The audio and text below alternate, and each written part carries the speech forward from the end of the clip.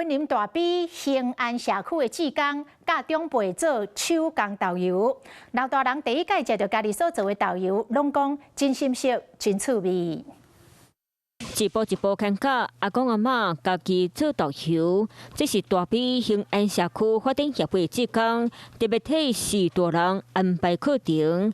老实讲，为着让视大人建立健康食食的观念和习惯，应用天然的食材来设计减糖减盐的配方，把它少盐少糖啊，所以很适合老人家吃，而且在家里制作会比较方便。现场真济阿公阿嬷拢是头一摆。 家己动手做，因讲课程那好耍，嘛真有意义。阿姨今年几岁？90了。哦，啊，你大家上课敢不敢上课真好啊。志工讲，为了照顾视大人，因大家拢想尽办法四界学习，除了做服务、找技扭错，上主要的是希望社区的阿公阿嬷拢会当健康快乐吃饱哩。